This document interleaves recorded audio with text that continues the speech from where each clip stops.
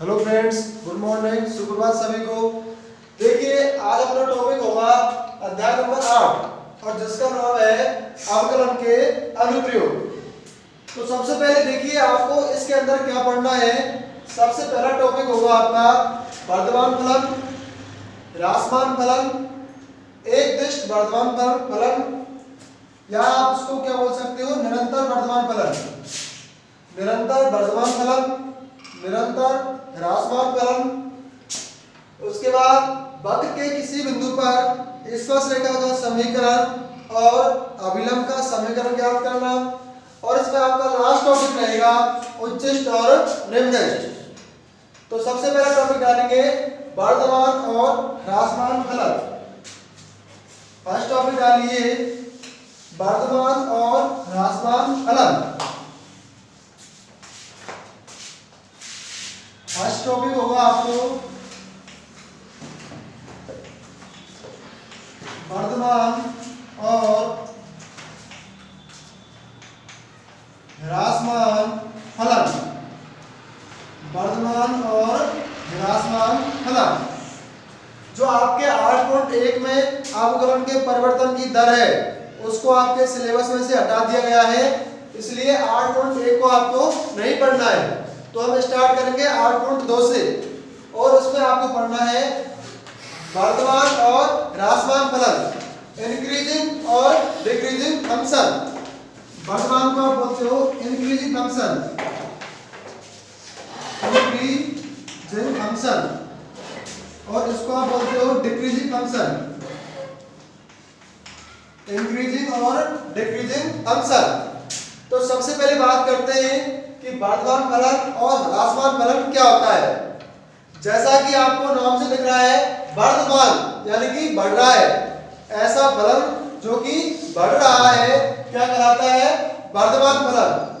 और ह्रासमान फलन का मतलब होता है ह्रासमान यानी कि ह्रास हो रहा है, कमी हो रही है यानी कि घट रहा है। तो ऐसा फलन जो बढ़ रहा है उसको वर्धमान फलन, जिसमें कमी हो रही है उसको ह्रासमान फलन कहते हैं। जैसे कि ग्राफ से देखिए,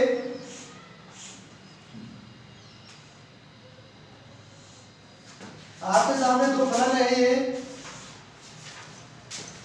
तो आप देखिए, आप एक चीज इससे पहले सुनिए, जैसे जैसे आप बाएं से दाएं जाते हैं, आप बाएं से दाएं जाते हैं तो x का मान क्या होता है, बढ़ता है। आप बाएं से दाएं जाते हैं तो x का मान बढ़ता है, क्योंकि देखिए यहाँ पर आपका -1 होता है, इधर 0 होता है, ये -2, -1, 0, 1, 2 और 3। अर्थात जब आप ऐसे चलते हो तो पहले -2, -1, 0, 1, 2, 3, यानी कि x बाएं से दाएं बढ़ता है। और आपका जो y का मान है वो ऊपर से नीचे बढ़ता है। x कहां से कहां बढ़ता है, बाएं से दाएं, और y कहां से कहां बढ़ता है, नीचे से ऊपर। देखिए यहाँ पर आप y का मान -3, -2, -1, 0, 1, देखिए बढ़ रहा है कि नहीं बढ़ रहा है।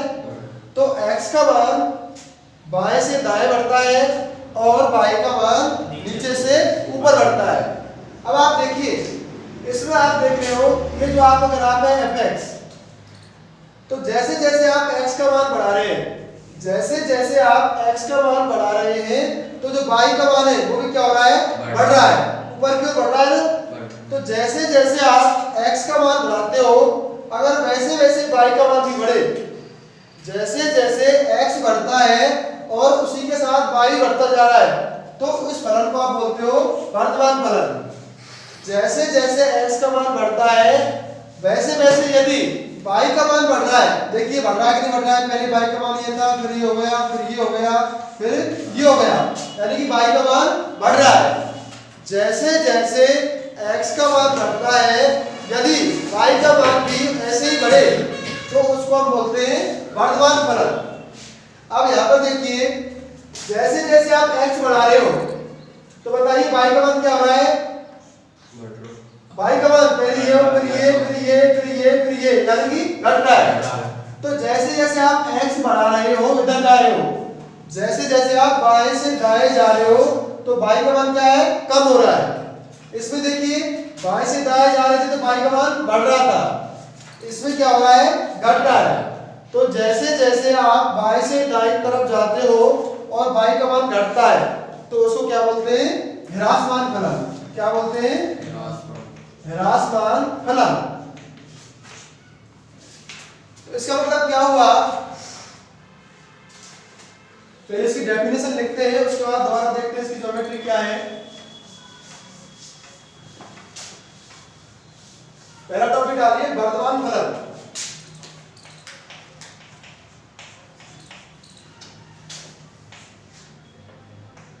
कोई फलन f(x), कोई फलन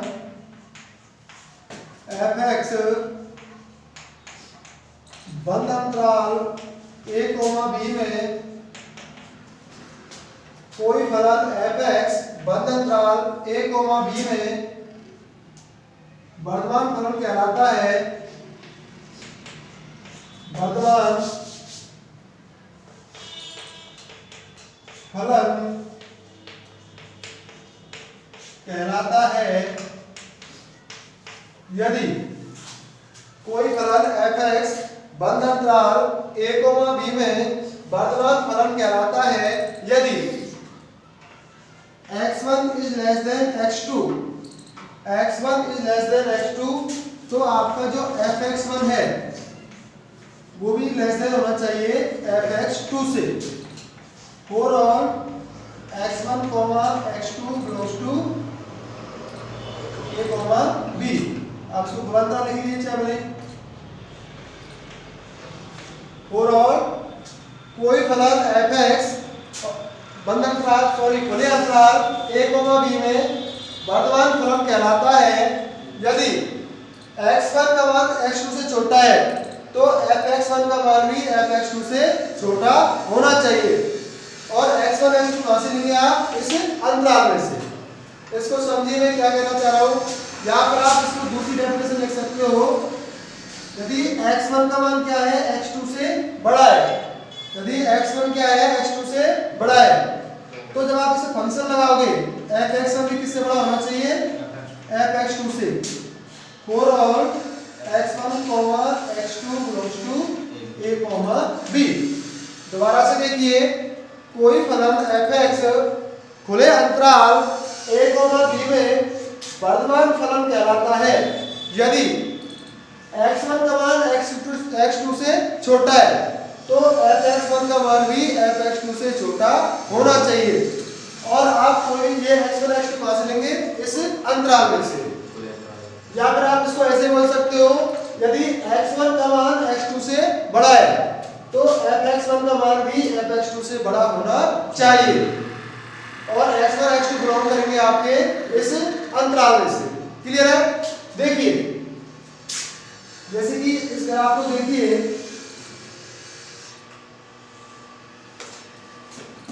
मैं ये कह रहा हूं, अब देखिए मैंने बताया था आप जैसे जैसे x बढ़ रहे हो, जैसे जैसे x का मान बढ़ रहा है तो वैसे भी y का मान भी बढ़ रहा है। तो ये कौन सा फलन हो गया, वर्धमान फलन हो गया। ये तो बताई थी मैंने आपको ज्योमेट्रिक मीनिंग। अब जो मैथमेटिकल परिभाषा आपकी ये है, ये क्या कह रहा है, यदि x1 का मान x2 से छोटा है, इसका मतलब क्या हुआ, ये आपका x1 है और ये क्या है आपका x2। देखिए ये आपका x1 है और ये आपका क्या है x2। ये x1 है और ये x2 है। सीधी सी बात है, x1 का मान x2 से छोटा है, भाई x अक्ष है ना, तो ये x1 छोटा हो गया, x2 बड़ा हो गया। ये क्या हो गया, x1 क्या है, x2 से छोटा है। तो देखिए ये f(x1) हो गया आपका, अरे y का मान f(x1) हो गया ना, तो देखिए ये आपका f(x1) है और ये आपका f(x2) है। तो बताओ क्या है, तो f(x1) भी क्या है, f(x2) से छोटा है। मतलब ये आपका f(x1) है और ये आपका f(x2) है कि नहीं। मैं ये कह रहा हूं, यदि x1 का मान x2 से छोटा है, x1 आपका ये मान है, x2 आपका ये मान है। दोबारा देखिए, x1 आपका ये है और x2 आपका ये है। इसका मतलब ये है x1 x2 से छोटा है। मैं ये कह रहा हूं, यदि x1 का मान x2 से छोटा है तो जो आपका f(x1) है, f(x1) कौन सा, यहां से लेकर यहां तक, और fx2 क्या है, यहां से लेकर यहां तक। तो बताइए fx2 बड़ा है किससे, fx1 से। तो वर्तमान फलन में क्या होता है, यदि x1 x2 से छोटा है तो fx1 भी fx2 से छोटा होता है। क्लियर है। इसी प्रकार अब इसकी परिभाषा लिख लीजिए इसी के साथ में, ह्रासमान फलन। ह्रासमान फलन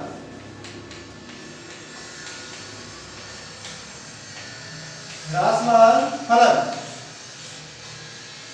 कोई फलन fx खुले अंतराल a, b में ह्रासमान फलन कहलाता है। कोई फलन fx खुले अंतराल a, b में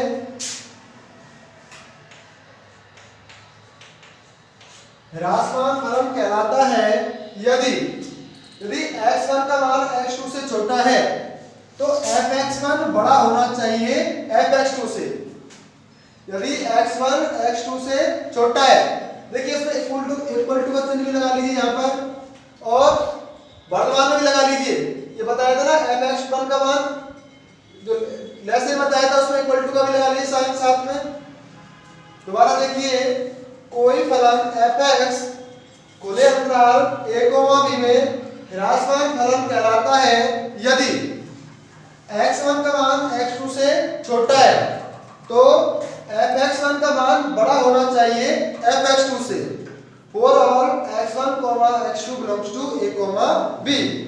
या आपको दूसरी परिभाषा बता सकते हैं, यदि x1 का मान x2 से बड़ा है तो fx1 का मान fx2 से छोटा या बराबर होना चाहिए। क्लियर है। तो देखिए, कोई फलन fx खुले अंतराल a, b में ह्रासमान फलन कहलाता है यदि x1 का मान x2 से छोटा है तो fx1 का मान fx2 से बड़ा या बराबर होना चाहिए। जैसे कि देखिए,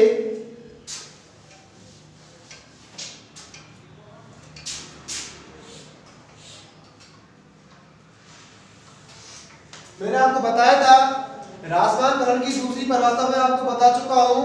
जैसे जैसे आप x का मान बढ़ाते हैं, जैसे जैसे आप x का मान बढ़ाते हैं, अर्थात जैसे जैसे आप बाएं से दाएं चलते हैं, और यदि y का मान घटता है तो वो ह्रासमान फलन है, और y का मान बढ़ता है तो वो वर्धमान फलन है।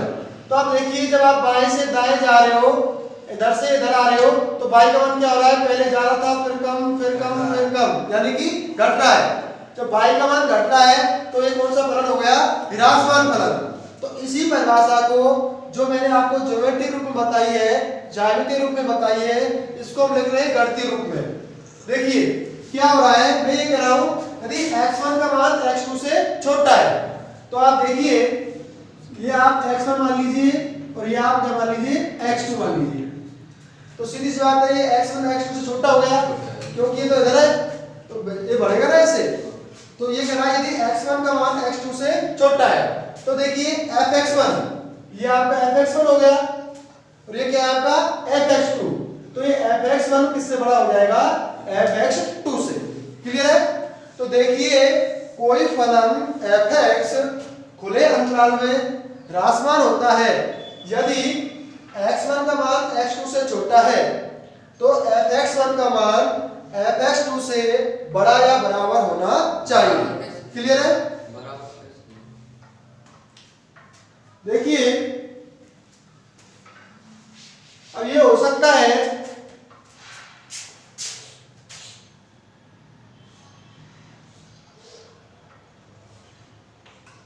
ये आपका x1 है और ये आपका x2 है, ये आपका x1 है और ये आपका x2 है। तो देखिए, मैं ये कह रहा हूं x1 का मान x2 से छोटा है, x1 का मान x2 से छोटा है, और देखिए fx1 किसके बराबर हो गया, fx2 के। तो तब भी फलन देखिए बढ़ रहा है कि बढ़ रहा है, इसमें y का मान या तो बढ़ रहा है या फिर कांस्टेंट है, तब भी कौन सा फलन हो गया, वर्धमान फलन हो गया। कौन सा हो गया, वर्धमान फलन। क्लियर है सभी को। तो ये कह रहा हूं मैं, यदि x1 का मान x2 से छोटा है यदि, तो fx1 का मान fx2 से बड़ा या बराबर है, तो हैं ह्रासमान फलन बोलते हैं। क्लियर है? अब देखिए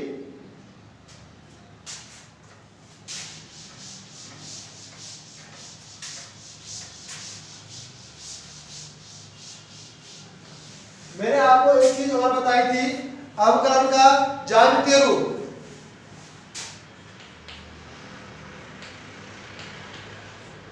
किसी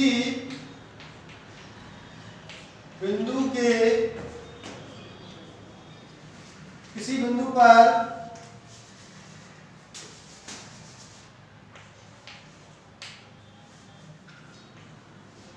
वक्र के किसी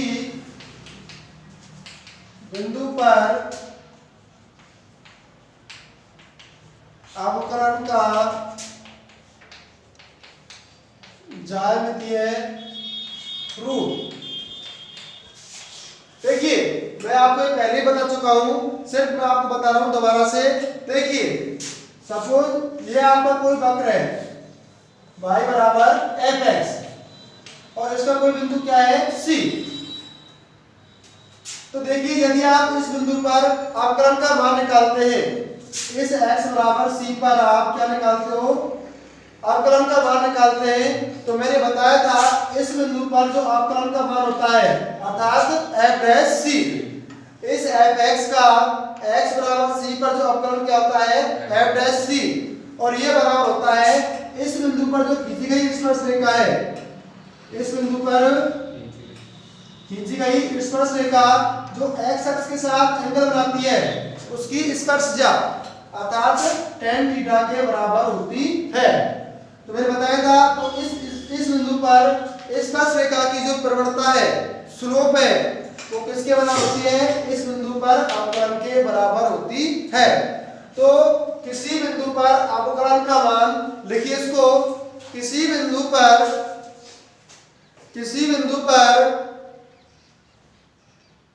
अवकलन का मान, किसी बिंदु पर अवकलन का मान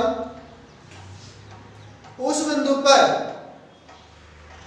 खींची गई स्पर्श रेखा की प्रवणता के बराबर होती है। किसी बिंदु पर अवकलन का मान उस बिंदु पर खींची गई स्पर्श रेखा के प्रवणता के बराबर होती है। और ये आपको पता ही है, यदि कोई रेखा x अक्ष की धनात्मक दिशा से थीटा एंगल बना रही है तो उसकी प्रवणता क्या होती है, tan थीटा, और ये बराबर होती है आपकी f डैश c के। क्लियर है? तो देखिए अब आप देखिए, अभी हम पढ़ रहे थे वर्तमान और ह्रासमान फलन, और इसमें आपने देखा था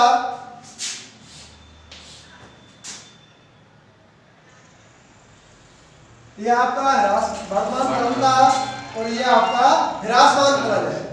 ये आपका वर्तमान फलन है और ये आपका ह्रासमान फलन है। तो आप इसमें एक बात देख रहे हो, आप किसी भी बिंदु पर स्पर्श रेखा खींचिए, किसी भी बिंदु पर स्पर्श रेखा खींचिए, इसमें से कोई बिंदु ले लिया आपने, इसमें इस दिया, तो देखिए इस पर स्पर्श रेखा किस टाइप से होगी, इस टाइप से होगी।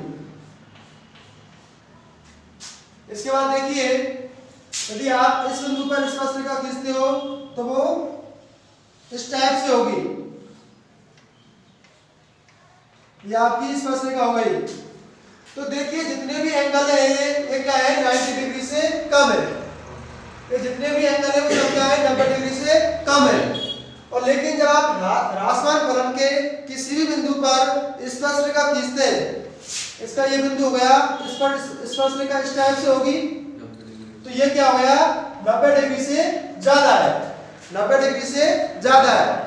तो आपको पता ही होगा जब आप थीटा की वैल्यू 90 डिग्री से कम है, इसका मतलब पहले चतुर्थांश में है, और पहले चतुर्थांश में tan थीटा क्या होता है, पॉजिटिव होता है। क्या होता है, पॉजिटिव होता है। अर्थात जो f डैश x है उसका मान क्या हो जाएगा, ग्रेटर देन 0 हो जाएगा, क्योंकि ये tan थीटा किसके बराबर होती है, अवकलन के बराबर होती है। तो f डैश x क्या हो जाएगा, ग्रेटर देन 0 हो जाएगा। इसी प्रकार देखिए ये 90 डिग्री से ज्यादा है, यानी कि दूसरे चतुर्थांश में भाई 90 से तो ज्यादा है और 180 से कम है, यानी कि दूसरा चतुर्थांश है, और दूसरे चतुर्थांश के अंदर tan क्या होता है, नेगेटिव होता है। तो इसका मतलब क्या हो गया, जो आपकी tan थीटा है वो क्या होगी, लेस देन 0, और tan थीटा को क्या लिख सकते हो आप, f dash x is less then 0। तो देखिए ये आपकी जो परिभाषा आपको काम में लेनी है वो यही लेनी है। तो कोई फलन fx इस अंतराल में fx a, b में, तो इसको लिख लेते हैं एक बार, पूरा लिखिए।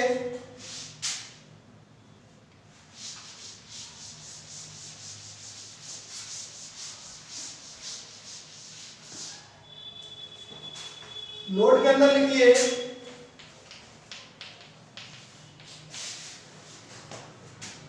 कोई फलन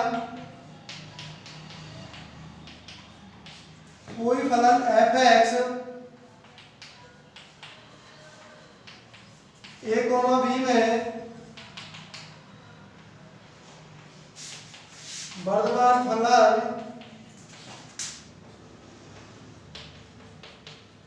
कहलाता है यदि, ये कौन सी परिभाषा चल रही है, इसकी तीसरी परिभाषा।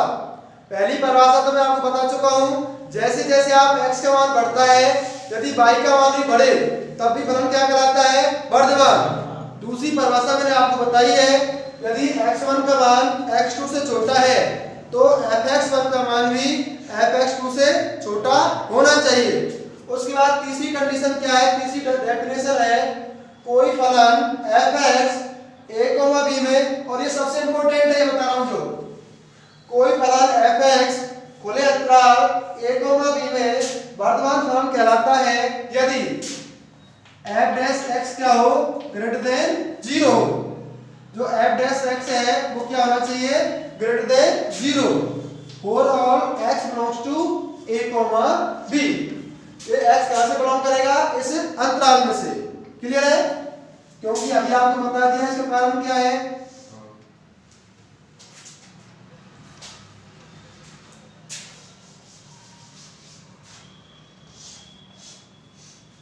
यहाँ पर वर्धमान फलन है, इसके किसी बिंदु पर आप स्पर्शरेखा खींचिए तो आपका जो एंगल बनेगा वो क्या बनेगा, 90 डिग्री से कम बनेगा। और यदि एंगल 90 डिग्री से कम है यानी पहले चतुर्थांश होगा, और पहले में सारे के सारे क्या होते हैं, पॉजिटिव होते हैं, तो इसलिए f डैश x का मान क्या हो जाएगा, ग्रेटर देन 0 हो जाएगा। या फिर आप इसको देखिए, अपनी जो मेन डेफिनेशन क्या है वर्धमान फलन की, मैंने आपको बताया था यदि x1 का मान x2 से छोटा है, यदि x1 का मान x2 से छोटा है तो क्या करेंगे, fx1 का मान भी fx2 से छोटा या बराबर होना चाहिए। यही है ना, आप किसी फलन fx को a, b में क्या बोलते हो, वर्धमान। यदि for all x1, x2 belongs to a, b के लिए इस कंडीशन को होल्ड करें। कोई फलन fx खुले अंतराल a, b में क्या कहलाता है, वर्धमान कहलाता है यदि x1 का मान x2 से छोटा है तो fx1 का मान भी fx2 से छोटा या बराबर होना चाहिए। और ये सारे x1 x2 कहां से बिलोंग करेंगे, a, b से। तो देखिए अब मैं इस कंडीशन को, एक तो आपको ये प्रूफ बता दिया है, इसका सेकंड प्रूफ देखिए। सेकंड प्रूफ, इसकी जो ओरिजिनल परिभाषा है वर्धमान फलन की वो तो ये है। तो देखिए अब आप देखिए fx है आपका, माना इसका सेकंड प्रूफ लिखिए,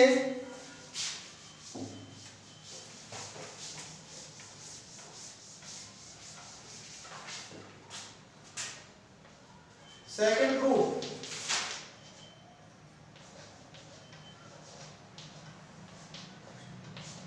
माना fx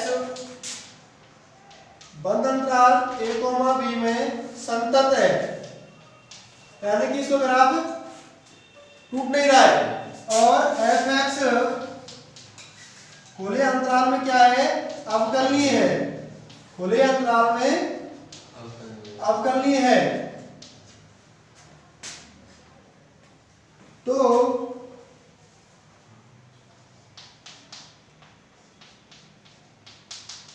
लैग्रांज प्रमेय से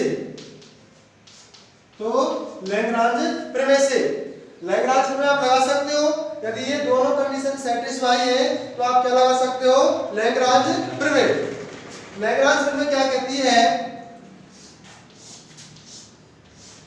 आप मान के क्या चल रहे हो, x1 का मान है वो x2 से छोटा है, ये तो मान के चलते हैं x1 का मान क्या है, x2 से छोटा है।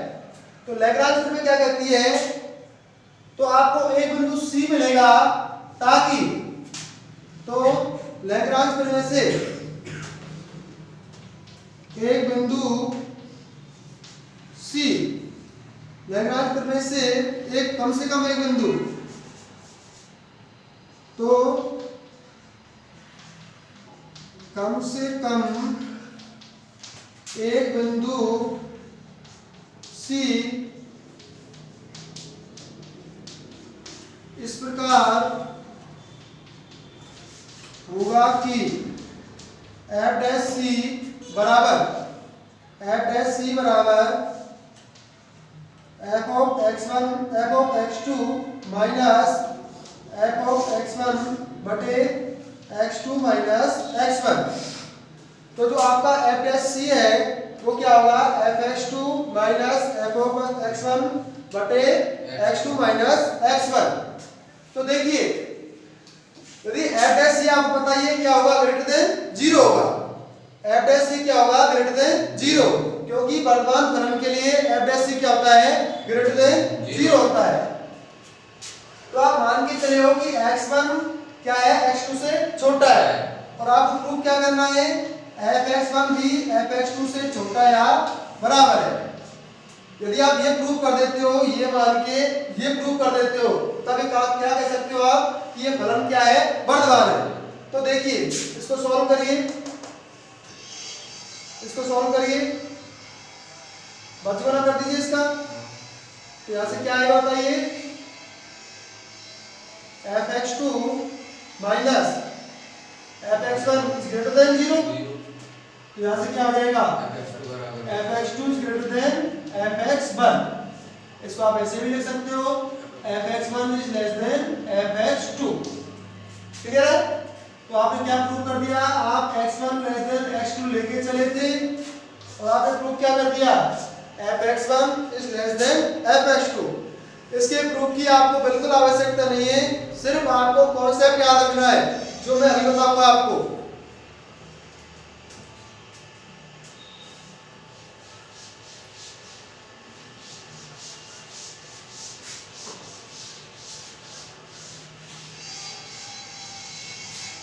तो अभी हम पढ़ रहे थे वर्धमान फलन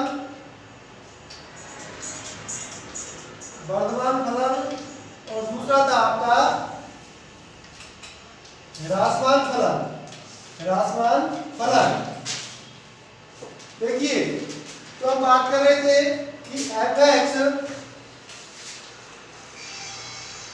खुले अंतराल a, b में, fx खुले अंतराल a, b में वर्धमान होगा यदि x1 का मान x2 से छोटा है, तो आपका fx1 भी छोटा होना चाहिए fx2 से, for all x1, x2 belongs to a, b। इसकी मैंने आपको दूसरी परिभाषा बताई है, fx Varthaman fx a, b में वर्धमान होगा यदि f dash x is greater than equal to 0 for all x belongs to a, b। इसी प्रकार इसकी पहली परिभाषा आपको बताइए, fx ए कोमा बी में ह्रासमान होगा यदि x1 is less then x2। जब x1 का मान x2 से छोटा है तो fx1 का मान fx2 से बड़ा या बराबर होना चाहिए। For all x1, x2 belongs to a, b। इसको इस टर्म में दूसरी परिभाषा क्या हो जाएगी इसकी, fx a, b में ह्रासमान होगा यदि fx a, b में ह्रासमान होगा यदि f(x) is greater than equal to 0 for all x belongs to a, b। तो देखिए, तो मैंने आपको किसी फलन के वर्तमान और ह्रासमान की तीन डेफिनेशन बताई है। पहली डेफिनेशन तो ये है, आप जैसे जैसे यदि x का मान बढ़ रहा है उसी के साथ y का मान भी बढ़े तो उसको वर्तमान फलन कहते हैं। और यदि x का मान बढ़ाने पर y का मान घटे, यदि x का मान घटाने पर x का मान बढ़ाने पर y का मान घटे तो उसको क्या बोलते हैं, हम ह्रासमान फलन बोलते हैं। उसके बाद ये तो आपको पता ही है, इसको आप बोल सकते हो x1 is less then x2 है तो fx1 भी fx2 से छोटा या बराबर होना चाहिए। क्लियर है? तो जब आप क्वेश्चन करेंगे, अच्छा ये क्या आएगा, f(x) is less than equal to 0। तो जब आप क्वेश्चन करेंगे तो आपको इस डेफिनेशन का यूज ज्यादा करना है। क्वेश्चन देखिए किस प्रकार से इसमें क्वेश्चन आते हैं। ये डेफिनेशन दोनों याद होनी चाहिए सबको।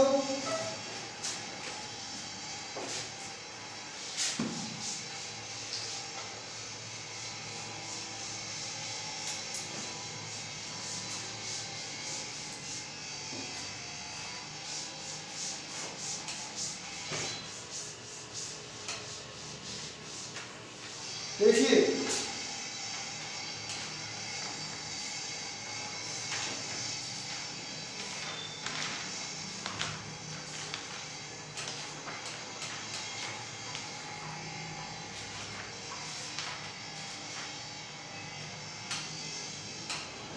आपका एग्जाम्पल नंबर 7 है। एग्जाम्पल नंबर 7, वह अंतराल ज्ञात कीजिए, वह अंतराल ज्ञात कीजिए जिसमें फलन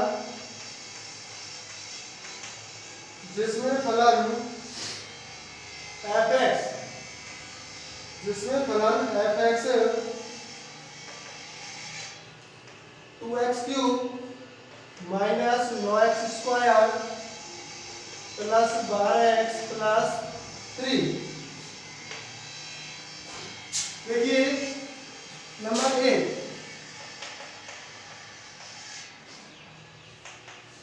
वर्धमान है और नंबर 2 ह्रासमान है।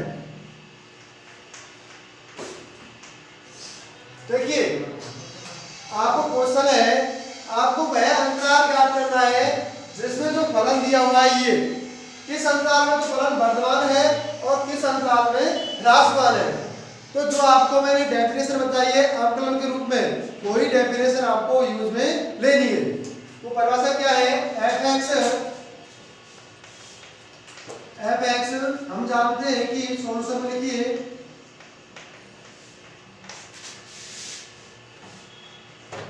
हम जानते हैं कि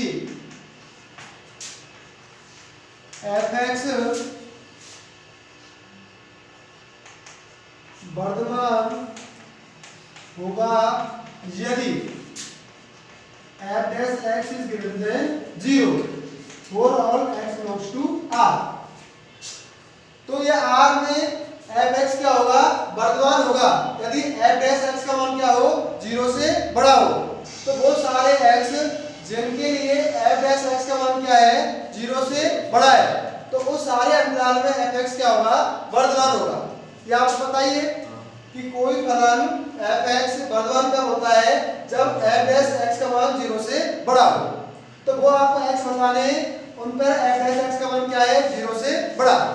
अब आपको fx दिया हुआ है ये, उसका f डैश x का मान बताओ क्या हो जाएगा, यहाँ से f डैश x इसका अवकलन कर दो तो बताओ कितना हो जाएगा 6x² minus 18x plus 12 greater than 0।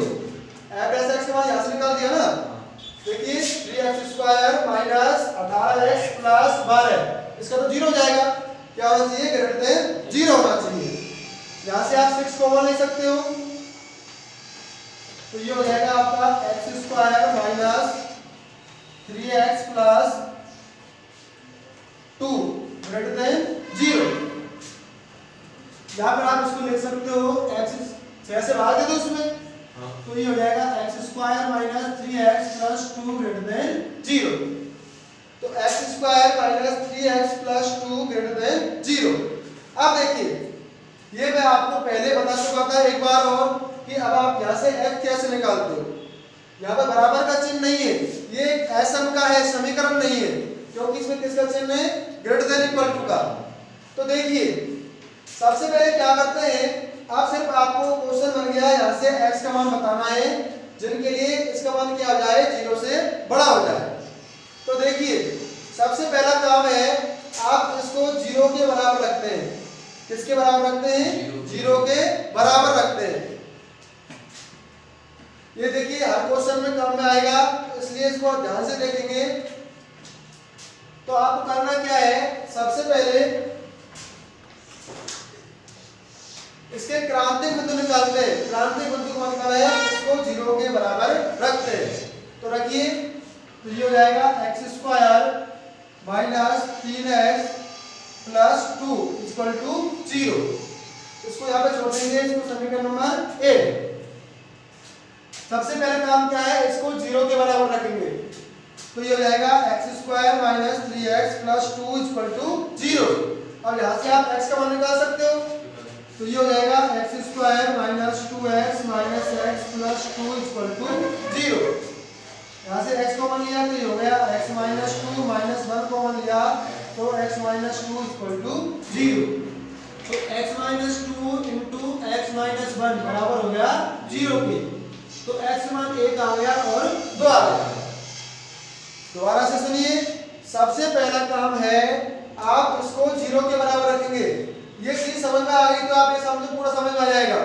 तो ये हर क्वेश्चन में आपको काम में लेना है। सबसे पहले इस व्यंजक को 0 के बराबर रखो तो इनको जो बिंदु आए हैं x बराबर क्या आ गया 1 और 2, इनको आप बोलते हो क्रांतिक बिंदु। क्या बोलते हो क्रांतिक बिंदु, या फिर आप इनको बोल सकते हो चरम बिंदु, जिसको इंग्लिश में बोलते हैं एक्सट्रीम पॉइंट। अब देखिए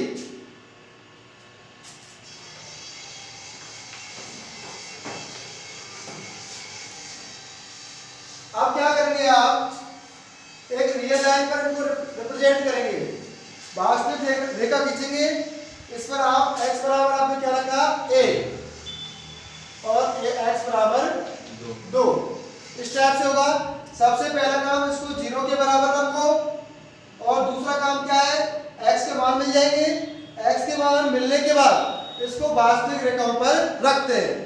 अब देखिए आपने वास्तविक रेखा को 3 अंतरालों में विभाजित कर दिया। पहला अंतराल है आपका माइनस अनंत से a। पहला अंतराल कौन सा बताओ, ये माइनस अनंत से लेकर 1 तक। दूसरा अंतराल क्या है 1 से लेकर 2 तक। और तीसरा अंतराल क्या है 2 से लेकर अनंत प्लस, ये माइनस है, ये आपका प्लस अनंत है।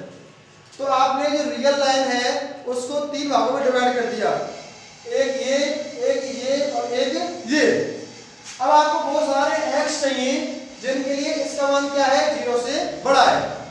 तो अब आप क्या करेंगे, प्रत्येक अंतराल में से आपको एक बिंदु लेना है और एक बिंदु आप अपनी इच्छा से कोई भी ले सकते हो।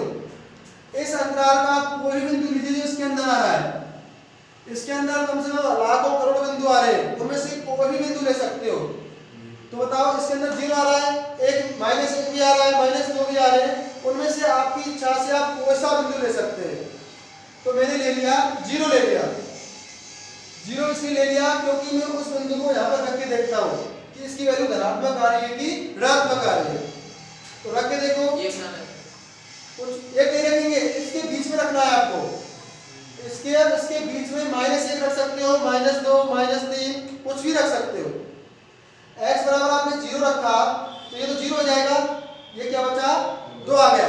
तो सिर्फ आपको ये देखना है कि धनात्मक संख्या बची है ऋणात्मक बची है। तो बताओ क्या बचा है, धनात्मक। तो ये क्या हो गया, ग्रेटर देन 0 हो गया। अब आप इस एक बिंदु ले लिया, आप कोई सा बिंदु ले लो, अब सबके लिए धनात्मक होगा, चाहे -1 लो, चाहे -2 लो, चाहे -3 लो। इस अंतराल का जो एक बिंदु पर यदि पॉजिटिव आ रहा है तो 1000 जितने बिंदु होंगे सब पर ही पॉजिटिव होगा। अब यहां से कोई एक बिंदु लेंगे, बताओ इसके बीच में कौन सा पॉइंट हो सकता है, अपने हिसाब से कोई सा ले लीजिए, 1.7 ले लीजिए। क्या ले लीजिए, 1.7 लीजिए, चाहे 1.5 ले लो। तो ये बताओ पॉजिटिव आएगा कि नेगेटिव आएगा, अरे तो 2.25 हो जाएगा, 1.5 लिया सब कुछ मैंने, क्या ले लिया 1.5।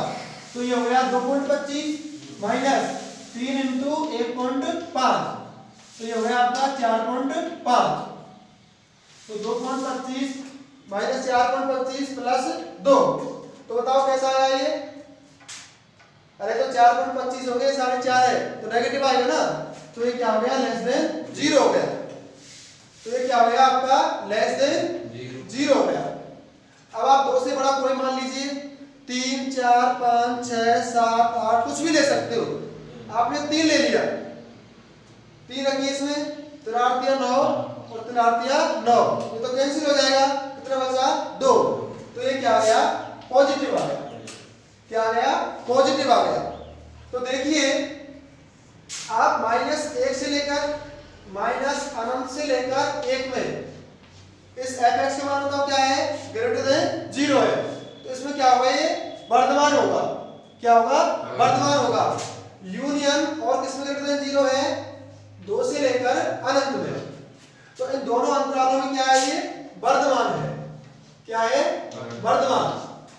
और इसमें दूसरा क्वेश्चन क्या था, ह्रासमान का। तो ह्रासमान कहां से का होगा बताइए, 1 और 2 के बीच में होगा। तो ये 1 और 2 में क्या है, ह्रासमान। जिनके लिए ग्रेटर देन 0 आ रहा है वहां पे तो वर्धमान है, और जहां लेस देन 0 आ रहा है वहां पर ह्रासमान है। बहुत सारे क्वेश्चन कराऊंगा इसी टाइप के, तो आप इसको दोबारा से देखिए, और आपको 5-7 क्वेश्चन और कराने वाला हूं। और आगे देखिए, अभी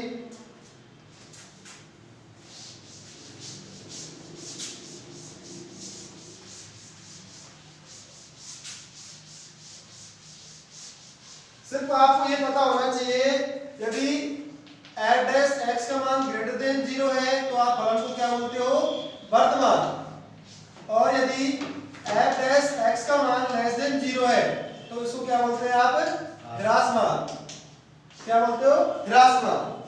तो देखिए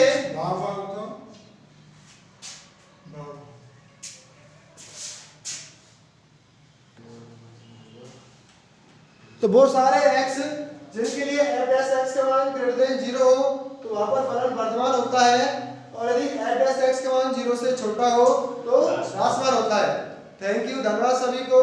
नेक्स्ट वीडियो में बहुत सारे क्वेश्चन लेके आने वाले हैं आपको।